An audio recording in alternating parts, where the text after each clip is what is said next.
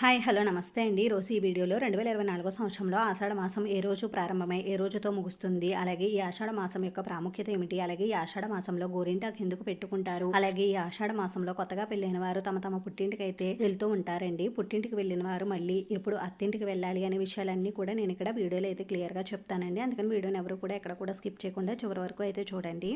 ప్రతి మాసానికి కూడా ఒక్కొక్క ప్రత్యేకత అయితే ఉంటుందండి. అలాగే ఈ ఆషాఢ మాసానికి కూడా చాలా ప్రత్యేకతలు అయితే ఉన్నాయండి. చైత్ర మాసం, వైశాఖ మాసం, జ్యేష్ఠ మాసం తర్వాత వచ్చే మాసమే ఈ ఆషాఢ మాసం. ఈ మాసం ఋతుపవనాల ఆగమనాన్ని అయితే సూచిస్తుందండి.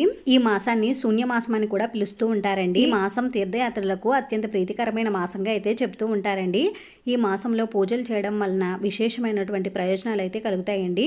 ఈ ఆషాఢ మాసంలో సూర్యుడు దక్షిణ దిశగా సంచరిస్తూ కర్కాటక రాశిలోకి అయితే అడుగు పెడతాడండి. ఎంతో విశేషమైనటువంటి చాతుర్మాస దీక్షలు కూడా ఈ ఆషాఢ మాసంలో శయన ఏకాదశి పర్వదినం నాడు నుండి అయితే ప్రారంభమవుతాయి. ఈ శయన ఏకాదశిని తొలి ఏకాదశి అని కూడా పిలుస్తూ ఉంటారండి.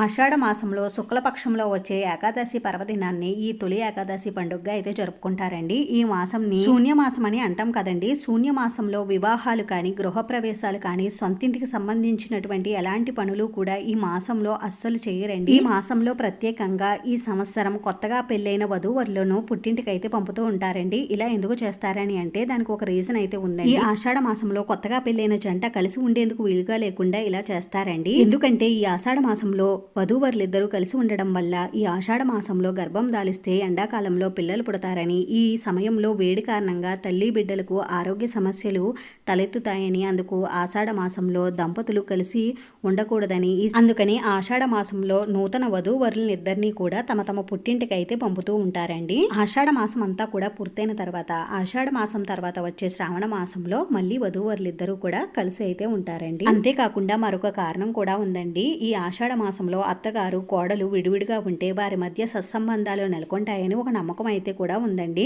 అందుకోసమని కోడలు తల్లిగారింటికి అయితే వెళ్తుందండి. అంతేకాకుండా ఈ ఆషాఢ మాసంలో గుప్త నవరాత్రులు అంటే వారాహి నవరాత్రులు కూడా మనం జరుపుకుంటూ ఉంటాం కదండి. గురువుల ఆశీస్సులు పొందేందుకు ఈ ఆషాఢ మాసంలో వచ్చే పౌర్ణమి రోజున గురు పౌర్ణమి అంటే వ్యాస పౌర్ణమి పండుగనైతే కూడా మనం జరుపుకుంటూ ఉంటాము. ఈ మాసంలో ముఖ్యంగా రాగి, కంచు పాత్రలు, గోధుమలు, బెల్లం, బియ్యం, నువ్వులు ఇటువంటి వాటిని కూడా దానం చేయడం వల్ల చాలా శుభ ఫలితాలు అయితే కలుగుతాయండి. ఈ ఆషాఢ మాసంలో ప్రత్యేకంగా గోరింటాకు అయితే పెట్టుకుంటూ ఉంటారండి. ఆషాఢ మాసంలో గోరింటాకు ఎందుకు పెట్టుకుంటారు అని అంటే దానికి ఒక సైంటిఫిక్ రీజన్ అయితే ఉందండి. గోరింటాకులో యాంటీ బ్యాక్టీరియల్ మరియు యాంటీ ఫంగల్ లక్షణాలు అయితే ఉంటాయండి. ఈ ఆషాఢ మాసంలో వాతావరణంలో మార్పుల వలన చర్మం పైన ప్రభావం అనేది చూపుతుందండి. అలా చర్మానికి సంబంధించినటువంటి సమస్యలు అనేటివి రాకుండా ఉండేందుకు గోరింటాకునైతే ఎక్కువగా ఈ ఆషాఢ మాసంలో పెట్టుకుంటూ ఉంటారండి.